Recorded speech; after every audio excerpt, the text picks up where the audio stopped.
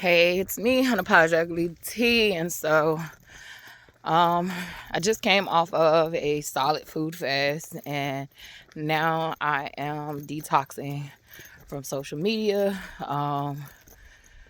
It does something to our brains to be scrolling.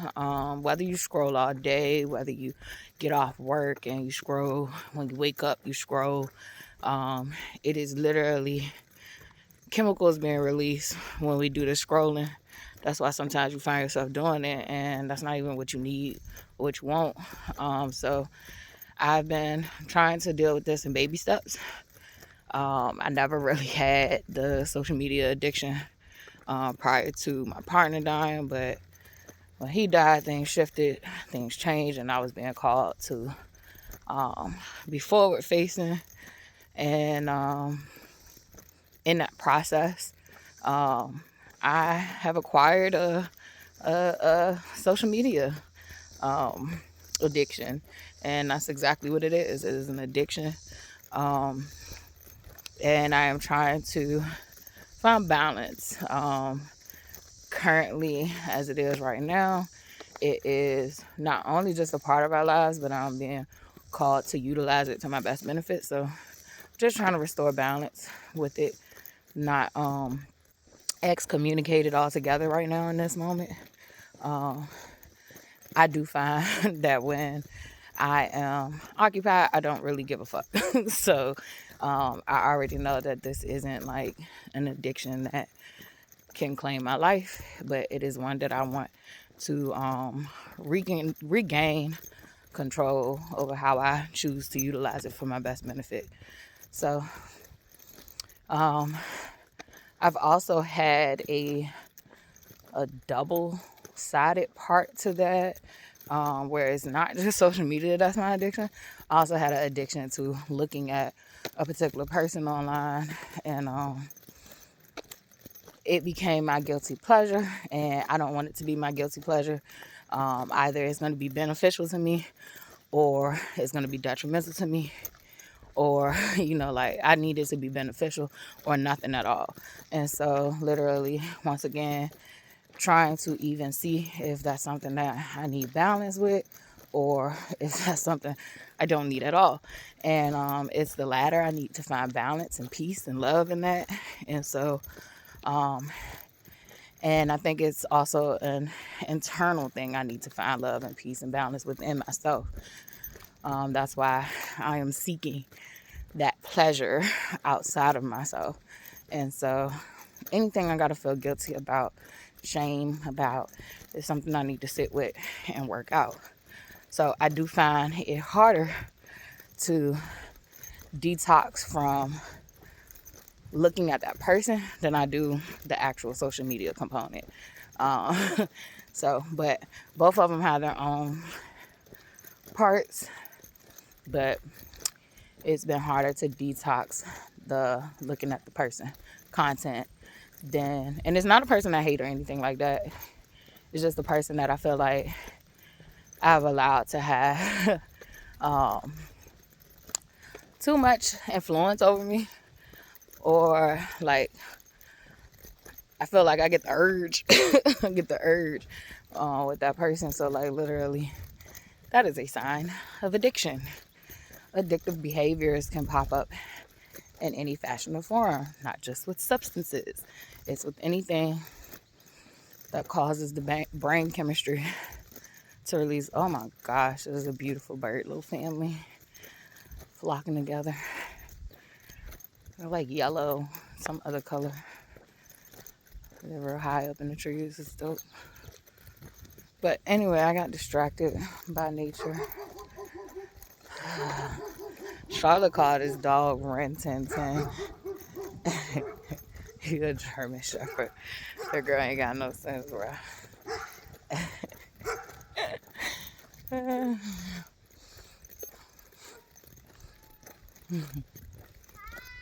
Hello.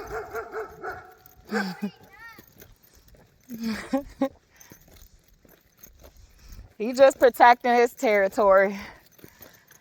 He been a good dog. Charlotte be like, the dog is Ren 1010. But yeah, so anything that causes the brain chemistry to go off into these different dopamines and rushes and that passion, starting to have like a chemical reaction that isn't stabilized, can become an addiction, can become a suppressant too eventually. So literally, I be looking at things on all realms and existences. I don't look at it just from one point of view. I be looking at it from all point of views. Like, what is this thing doing to my brain? Whether it's a person, place, or thing. How is it affecting me? Does it make me off-centered? And that's something that I need to work on. That's a weakness. And it's not even about the thing externally, but it's about me, myself too. And literally, what things can make me lose control, what things can make me be outside of myself for too long. Just anything that can get me off centered, knock me off balance, unground me. I have to have balance and awareness of its effects. And learn how to regulate it. Some things, it's not about you completely ridding yourself of it. Some things is about having balance, having stabilization, having regulation. I feel like during this detox, I've realized how much, and I've been realizing these things throughout my journey, right? And I get to realize them even deeper and higher. So it's a understanding, a understanding, a overstanding. Like, it is so many different ways to be in realization, to really see things for what they are. A lot of us think we live in reality, but we live in a lot of false narratives and scripts that we don't realize. We don't realize things for their depths, their intricate levels of understanding. A lot of us live reality on such a warped view, and it's such a surface level view too. To live life on such a surface level, to each his own. You know, everybody got their destinies, which is your destination. Everybody got theirs, and mine's just was never meant to be surface level solely. Solely, I don't know. I'm one of them people. I just wanted it. I wanted it all, and not in a world domination sense, but I just like to understand it. I like to be engulfed in things and learn it and understand it to certain depths and heights and expansions. So a lot of concepts you'll hear me repeat throughout this journey because I am journeying through them in so many different angles and point of views and vantage points. So I'm now realizing on a higher level, a lot of my life experience was on a deeper level and a surface level. But now I'm getting to expand and climb new heights. And so starting to realize just how much I looked for salvation. And to me, salvation is answers. Salvation is solutions. Salvation is just basically that to me. It's not this place of all knowing.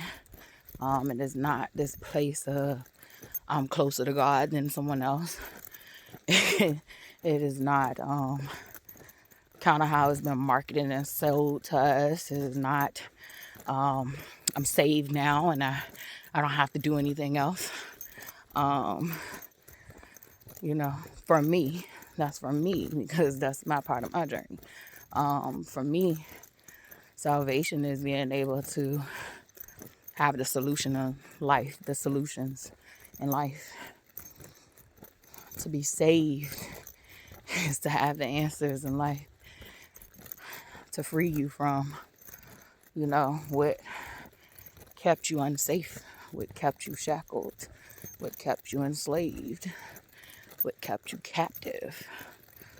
And a lot of us don't realize that it is spiritual first.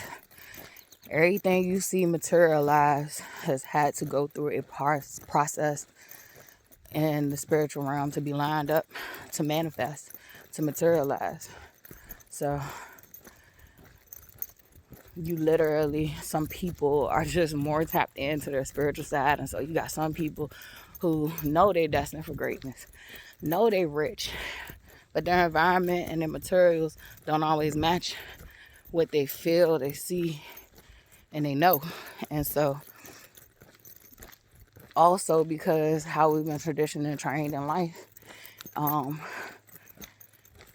what we see as being wealthy literally is based in material things. And so you can have a person who is spiritually rich and wealthy and surrounded with favor that is not given out of favoritism. It is giving out of, they earned this. They earned the grace. They earned the mercy through other ways. So through other ways, through other deals, through other interactions of how they carried themselves in moments where they ought to have been worse. So literally, you can take a person who is spiritually rich, a person, it's not even about just like, you'll hear a spiritual community talk about ranking. I try to like remove myself from that and maintain that this is less about hierarchy in the way that they taught us, and this is more about character. This is more about, you know, networking, and this is more about favor, as in shit, you done did people solid when you could have did them dirty. You could have got away with it too, but you chose to rise above it and keep to your integrity, keep to that inner code of what you knew was right. And so you gain favor that way. And then nobody have to tell you to do what's right. You internally wanted to do what's right. And then there are moments when you want to do what's wrong because you're deprived and you do what's right anyway. So literally, that gains you favor. That gains you favor. That gains you connections. That gains you protection. And it's not even just with humans. It is with this earth. It is with all spirit. And with all source life. So, shit. Earth knows. These trees knows. The butterflies knows. The birds knows. The bees knows. Oh, shit. The deer, the antelope, the lion. You got the fucking Dogon tribe that literally live amongst the lions. Literally have studied the galaxies. Like, way before white man science even came to exist. So, literally, don't be discouraged. If you know you're wealthy, if you know you're one of them ones, shit, I make my content for you and all others who it resonate with. But you literally, you're not dreaming in the sense of you making this shit up. Your imagination matters. It matters. It materializes through you. So you may be dreaming, but you're not dreaming your dreams for no reason. That's what I mean. So, whew.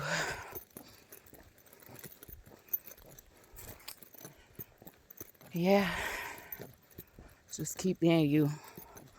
Keep doing you.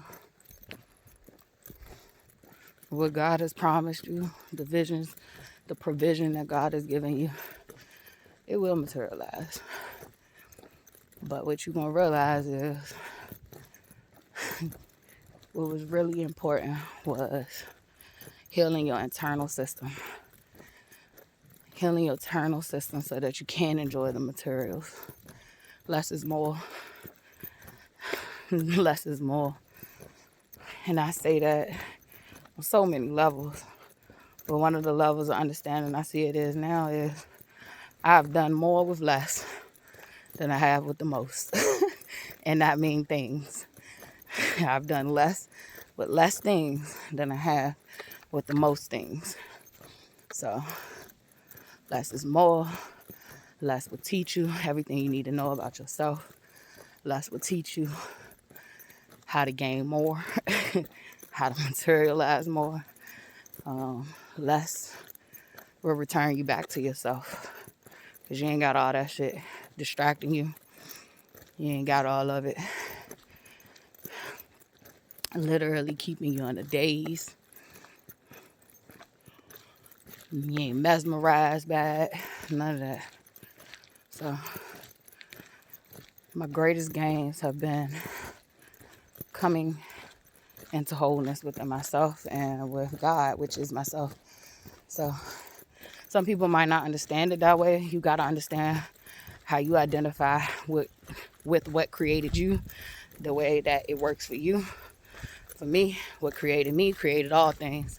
And so if it created all things, then that means that I am literally a part of that, which have created all things. And to return to God is to return to myself. Because here in this physical form, I am but a fractal piece of God. I am but a fractal piece of God, and yet I'm still a grand-ass piece. I'm going to talk my shit because God allows me to. So I'm going to utilize that. So, yeah.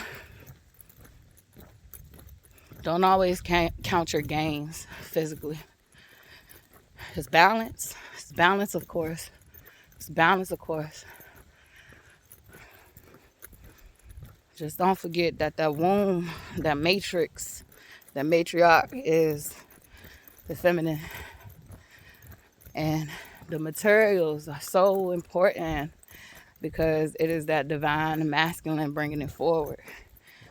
However, the way it was, the way it is still currently presenting, even though things have shifted and changed, it's just catching up, guys. But the way that it was presented to us was rotten, perverted. And so if the womb is rotten, perverted, and demonized, then what materialized is going to be rotten, perverted, and demonized.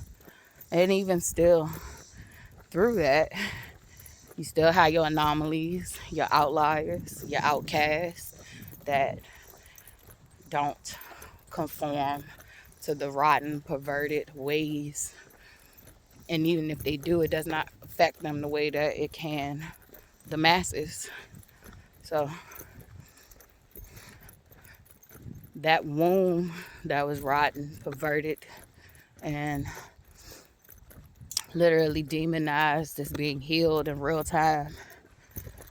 In real time, it is being healed. It is manifesting. It is changing. That's why you're seeing a lot of fall and collapses. That's why you're starting to hear the truth.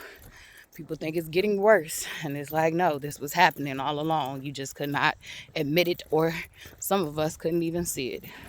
Some of us saw it, and that was something I was talking to myself today, is just how numbed out my brain is. It's gotten better, but it is and was. And an example that made me think about it was My dog woke up earlier than I did this morning, and she peed on the floor because I didn't let her out.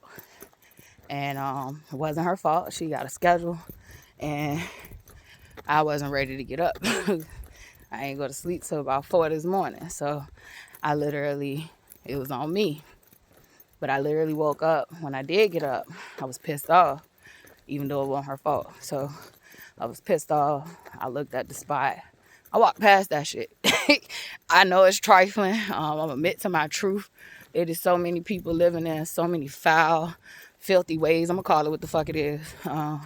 Cleanliness is next to godliness, and not on no grandiose shit, not on no holier than thou shit. It just makes for a better life and a better environment for yourself.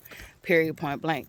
And when your mind is able to ignore the filth that is out of survival, you learn that shit out of survival. My mind was conditioned to ignore so much fucking filth, and I don't just mean piss and physical shit, but I mean just some rotten fucking ideologies and concepts and behaviors. And so my brain is still unlearning that conditioning. And so me walking past that shit this morning had me thinking like, shit, bitch, you lazy and you trifling. like I talk to myself. I tell people all the time, y'all think I be lying. Talk to myself rougher than talk to y'all motherfuckers. But and that was some light work. This is me healing and being nicer to myself. So then, a softer maternal spirit came in and was like, this is just your conditioning you was used to. This is a materialization of you being used to ignoring foul shit. And so it's like we don't understand that like our environments are materializations of where our mindsets are sometimes. And even if you have started to heal, like I said, sometimes the materialization has to catch up because what's to come is so grand. You want it to be the best. You don't want it just any kind of way. But this was a materialization that already existed. And so me walking right past that shit is like me literally saying, I'm going to ignore some foul shit in my life. And I'm tired of doing that shit. I don't want to ignore it. I want to address it. I want to resolve it. And get to a space where unnecessary shit don't have to keep repeating again. I don't have to keep resolving the same shit over and over again. Literally. So I had that moment with myself. And I gave myself time too. I wasn't ready to fucking deal with it. But I gave myself time. Shit, piss was already in the goddamn area and the carpet. So I literally had to sit with myself, work through a lot of things this morning.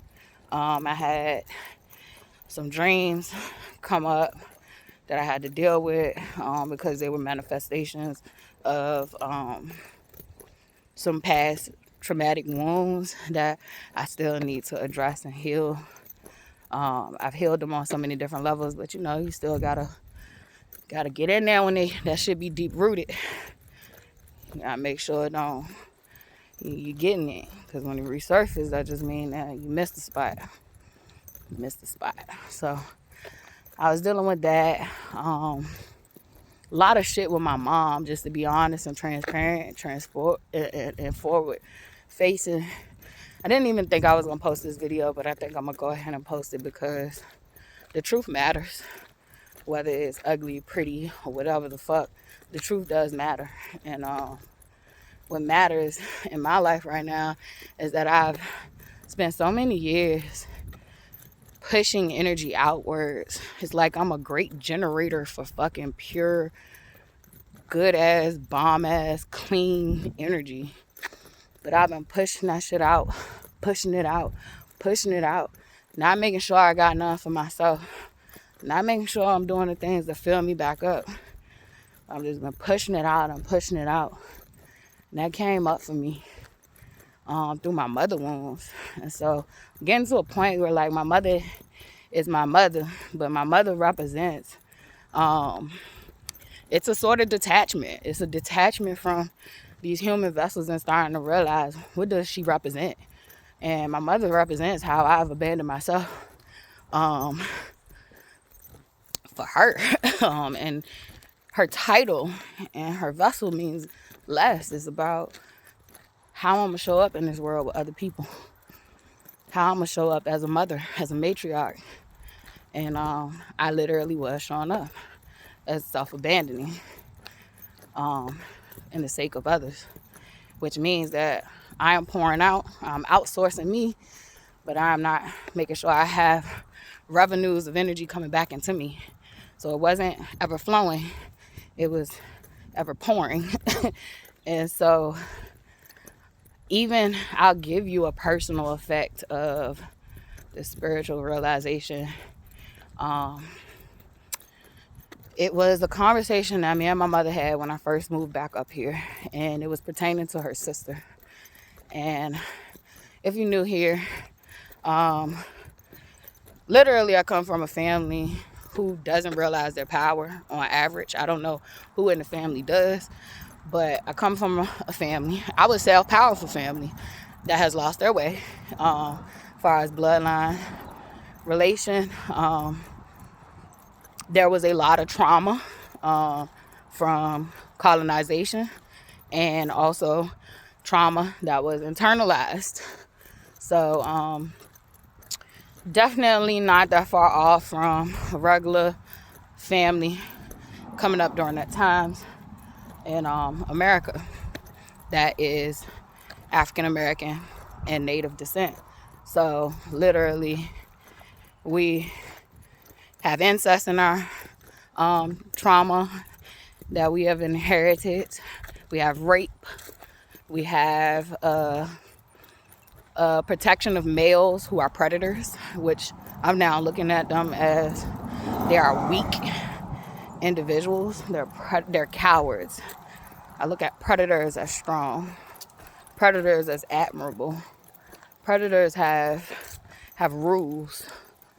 Predators also have self-control. Just imagine a lion that ate up all the gazelles. There'll be no more lions.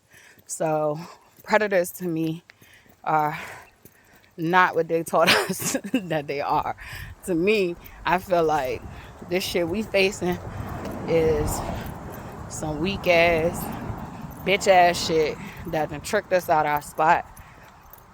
They have stolen power from us in so many different ways. But just to stay on topic, I come from families that I feel like do light and dark magic. And I think that a lot have went rogue. And some are lost, some are finding their way, like myself. So it's funny. Can't get that message out, huh? But it happened anyway. So saying that, I now view my mother as a witch. Like, she's a witch that literally did not tap into realization of her true powers and did not always knowingly know how much she hurt others and not being aware of that. And then also knowingly she hurt others knowing that she had that power to do so.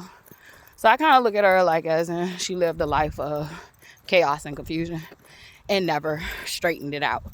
I showed you chaos and confusion in my journey, and I'm trying to straighten it out. Not even trying.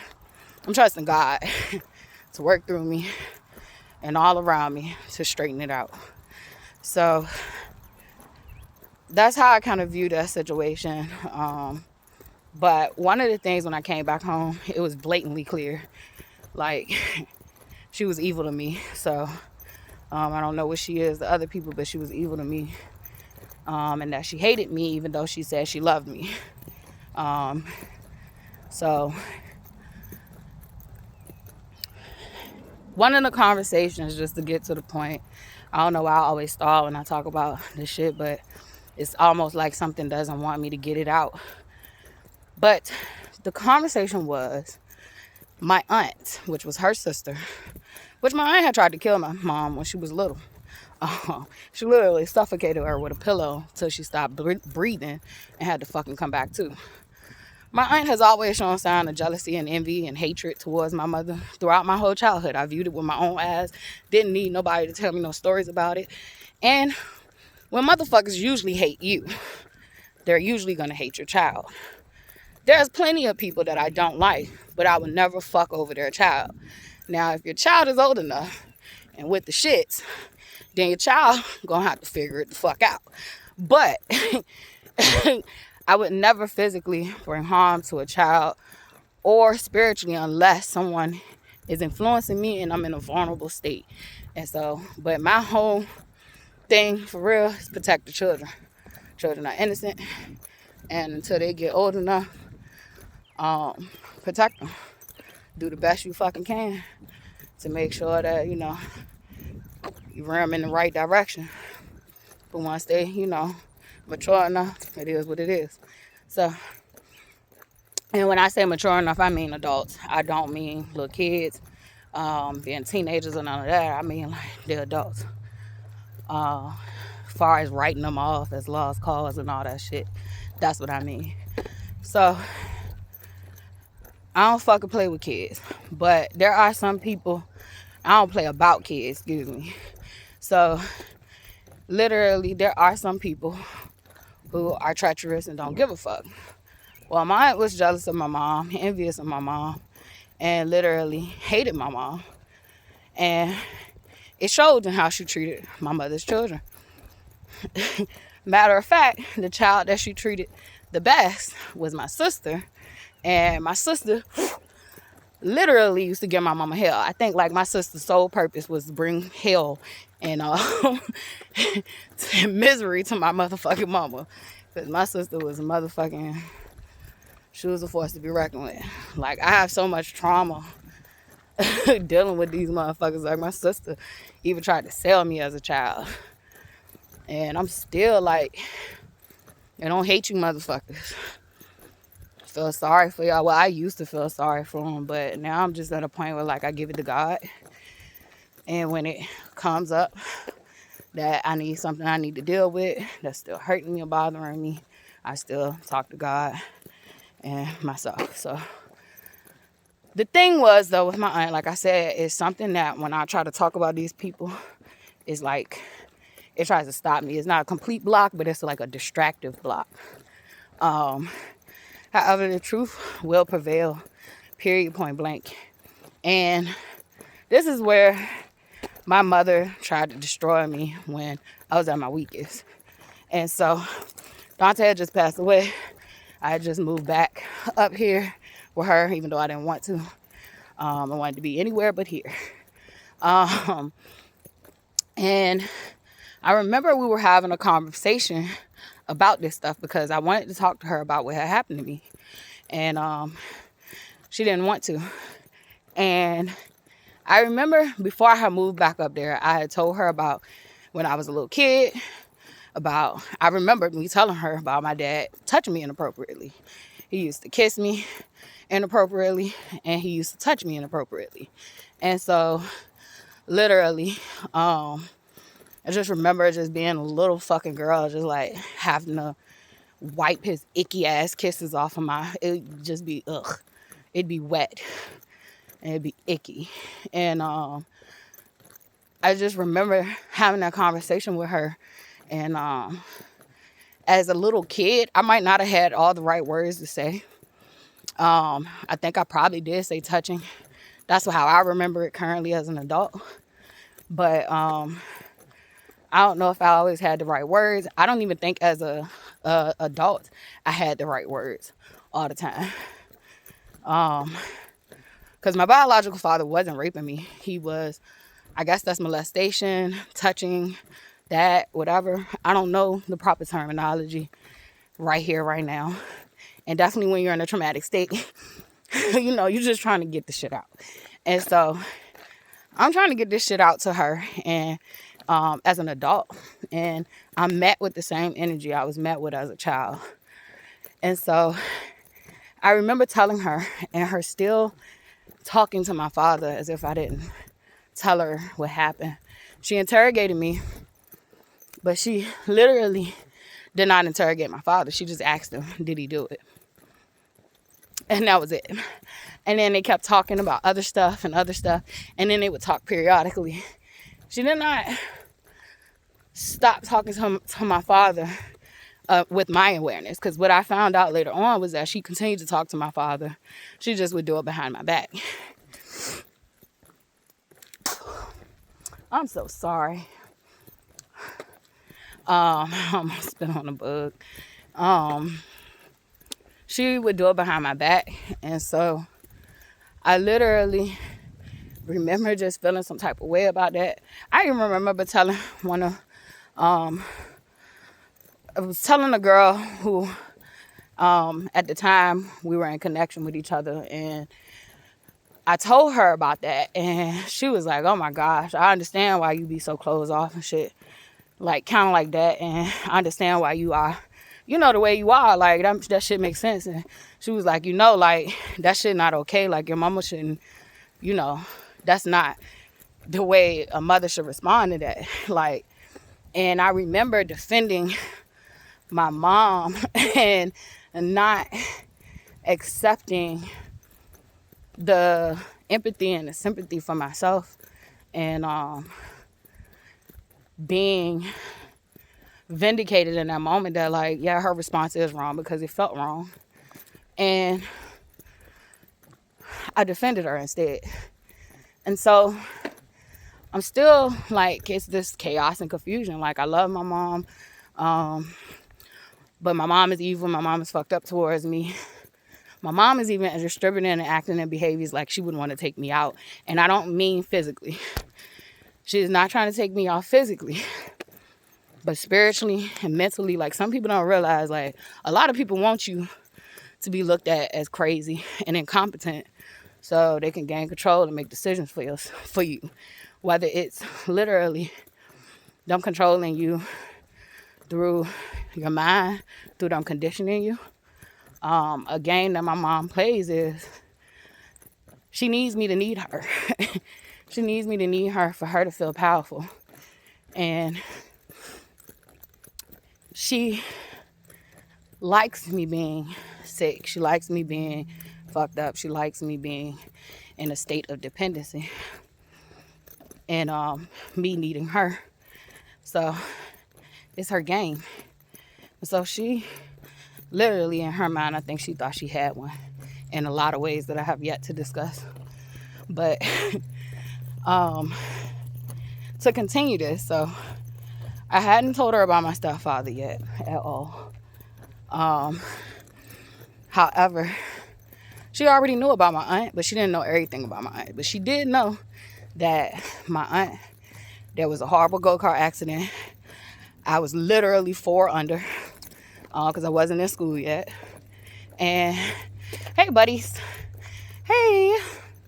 I wasn't in school yet, but she knew that I was in my aunt care, and I had got hurt to the point I could have died. And for me, in many ways, I did die. So, and I mean, I was on the brink of death physically. So, it is by God's grace I'm here today. But she knew that. She knew at least that my aunt literally abused me through child neglect that day. She did not call my parent. She did not tell my parent anything was going wrong with me. If I would have died in the house, she did not even give me medical care. If I would have died in the house, I don't know what she would have done with my body. But even outside of that situation, she has done other things. But it was no point in telling my mom, because if it was okay for what happened there to be, okay, literally, there's no point of me telling you anything else. So, also, my aunt had cut a plug out of my head when I was a little kid, not even school age yet. That happened before the go-kart, because after the go-kart, I wasn't even allowed to.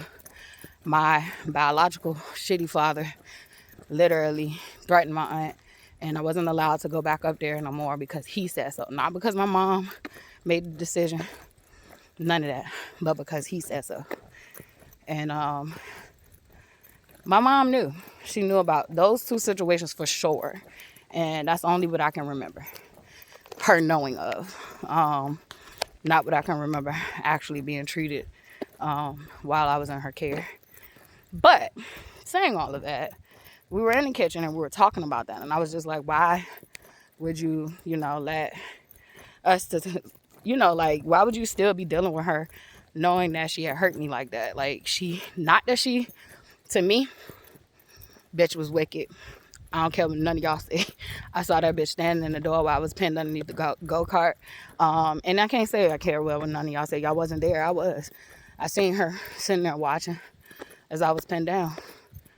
Her not getting medical care. Her, even after I sat on her couch and I ended up living, before my mom came to get me, she told me it was my fault that I had got hurt on the go-kart, and that I should have listened to her. And I carried that with me from a little kid on up, that, oh, well, it's my fault if shit happens to me, no matter what the cause may be, no matter what the other person part in it is. I gotta take accountability, and that's conditioning. So it was her fault as well. I was a child. I didn't have what do you say? Like, I didn't understand consequences to the full extent that an adult would. And she literally was supposed to be watching me, definitely with a bunch of teenage, like, them boys was older than me. Like, they were almost teens. So if they weren't, I'm 4, he's 7. So yeah, he was like 11 or 12. So them niggas was like literally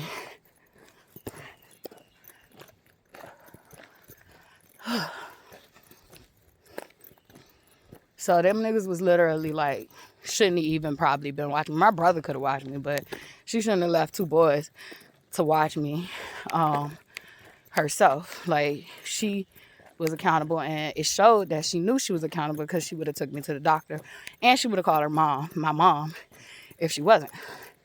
And saying all that, I have proof of this incident happening. My mom can't deny it. She tries to spin it, and she won't even really fully acknowledge it for me. What she will say is that she felt like she was a bad mom because after that situation happened, she continued to let my brother go up there. But she will not give me sympathy, give me empathy for what the fuck I endured by going there. And all I asked her in the kitchen, and this is a lot of times which would trigger our arguments, which it don't anymore, because I don't give a fuck about discussing it with her no more. I deal with it with myself and God. But this would literally cause argument, because I would ask her not to bring them people up to me. I would ask her, like, and I think that's how the conversation was. Like, she was talking about her sister to me, and I was just like, I don't want to hear about it. I don't want to talk about it. I don't want to hear about it. And we got to arguing over it, because I felt like, well, as a mother, why would you even still talk to her or deal with her, bring her up to me, knowing that she hurt me? And she would get so defensive, and see, it turned this long thing into something that literally was short. But I think that's the wound, right? So her words to me in that conversation and that argument was, I already stopped talking to your father. I hope you don't think I'll stop talking to my sister over you. And she had said a lot of foul shit, and she had done a lot of foul shit. But in that moment,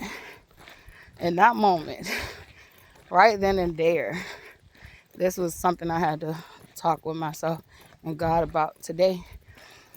was she said the thing that she had been showing me all along. Sometimes we just want people to say it out loud for us, but they show us how they feel and who they really are to us all along. They're not hiding it.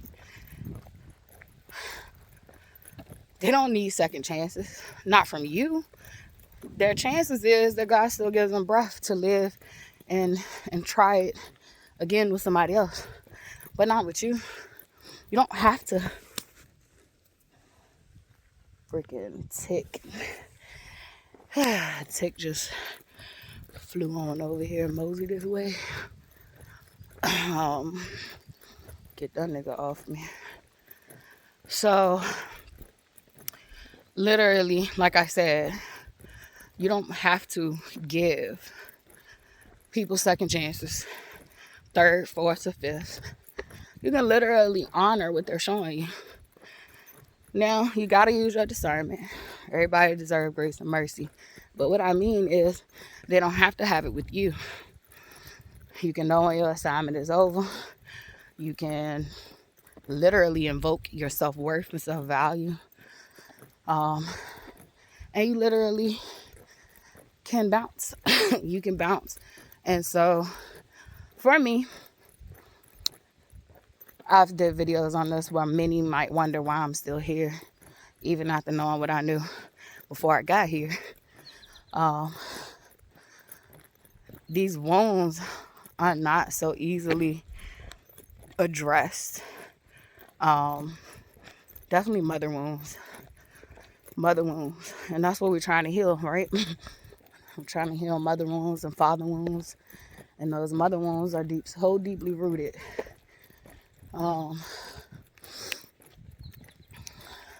That they can resurface over and over again until you really, really, really, really know. Until you really, really heal. And I don't think that I could have understood what I needed to understand. I don't think that I could have had the realizations I have, healing the way I have.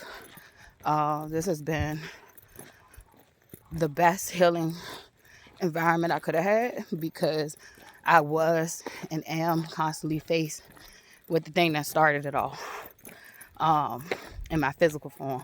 So literally, for me, there's many reasons why I'm here, and I conceptualize that in different ways and different points. But the triggers that I've had to have here, I couldn't have got it from nobody else. I could have probably got it over the phone. Wouldn't have hit the same. Being in a situation like this, it don't leave you. I'll always remember this experience and how I never, ever want to have anybody in my life, not even my child, treat me the way that my mother has treated me, nor do I want to treat anybody else the way that my mother has treated me. Even down to the father figures. However, I will say my mother wounds was way deeply rooted than the father figures, because I was never attached. I was very attached to my mother. So you gotta use your discernment with certain situations. Don't let that shit drive you crazy that you feel like you may be stuck in a certain situation or environment. Man, be the best that you can be. Learn what you need to learn. Face what you need to face, because I feel like that's what I've been doing. Facing a lot of things that I turned a blind eye to. And it all goes back to my dog pissing on the floor earlier this morning. And me, not that I was lazy, I had the energy to get up and clean the piss up. Literally even had the goddamn the carpet cleaner right here. So it wasn't a lack of energy. It wasn't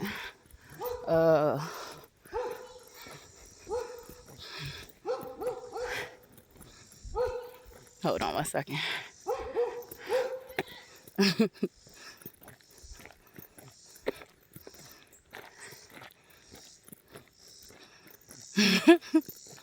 You got some good dogs.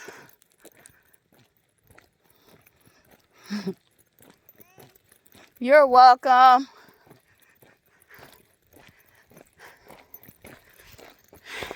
Oh, well, I broke that video up. But, so yeah, this all went back to that. And me beating myself up, saying I was lazy, I was trifling. And the root of the issue is, most of my life, I have lived in chaos and confusion and filthiness, whether it was ideas. I didn't necessarily grow up in a filthy home, even though my mom hoards now. When we were little, I probably was the one that was a hoarder in the house. Had attachment issues. Everything had some sentiments of value. It was hard to let go. But my mom kept a neat, clean house. She actually cleaned houses for other people. So I didn't grow up in physical filth. But boy, did I grow up in behavioral filth and spiritual filth. I grew up in a lot of filth. And so you began to become numb to it. And so I realized that with my dog this morning. I'm not dirty, I'm not trifling. I actually love to clean up.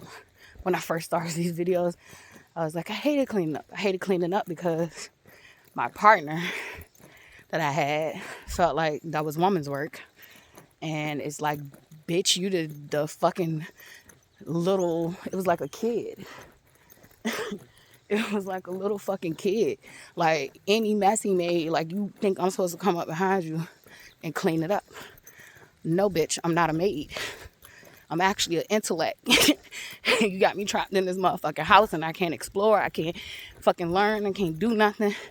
And all I can do is clean and take care of you and everybody else in the house. And that shit became traumatic for me. Like, I felt like I was reduced to nothing. And so when I first started making these videos, I kept saying, fucking hate cleaning. It almost came out as if cleaning was beneath me. And it's not that it's beneath me. I actually love cleaning up behind myself or little fucking children and teaching them how to clean up. But I do not. What I do not like is having to constantly come behind adults and clean up their fucking mess. And that's what I became in his life. Not just physically, but I literally became the cleaner. Every fucking thing he did, I had to come up behind him and clean up his fucking mess without the benefits of the thrill of what the fuck he had done. None of that. Just coming up here as if like he was the goddamn hitman and I was a motherfucker getting rid of the body. That is a metaphor. That is a metaphor. That is not nothing past a metaphor. But that's how I felt like it was. If he fucking do some dumb shit, get locked up, I'm the cleaner. I gotta come with the money. Gotta talk to the lawyers. Show that somebody fucking love and care about him. And literally bail him out. Pay for the lawyers. All that shit just for him to get dirty and do the shit again. Which that was on me. That was on me that I kept doing it over and over again.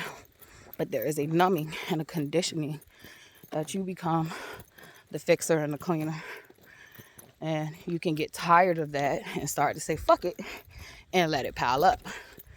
And you can get conditioned to shit just piling up. And so that related back to, you know, my dog peeing on the floor was a trigger for me this morning. But a good one. And so what I ended up doing was getting my black ass up and pre-treating the spot she had peed in and taking out what I was going to cook later on, and taking care of myself. Took me a nice little shower to get my mind right, and hygiene shit. And then I said, let me go for a walk. I got some writing to do. I've also decided that I'm going to start writing. It's not just for myself, but it is something that's not forward facing yet. And so something behind the scenes that the same way I put out content and writing for free, that's forward facing, I'm going to start writing for compensation. And a lot of motherfuckers buy into things that they don't need. So why not create some shit that people can actually utilize and need? And whoever, gravitate towards it. I'm not doing it solely for profit. I'm doing it as a profit. So like literally just out here to get the messages out. But that's something that I'm doing behind the scenes. And it is for me in a sense. And I want to share it with everybody else. But yeah, and so now my goal was to go for this walk, take care of my house, let that motherfucking carpet cleaner sit. And I'm about to go in there, drink me some water, and get to cleaning this carpet so shit don't pile up on me. So I don't become numb to shit. Whether physically, spiritually, mentally, body-wise. Those days are over, man. They're over, I tell you, they're over. And I thank God for it. Thank you, God. Whew.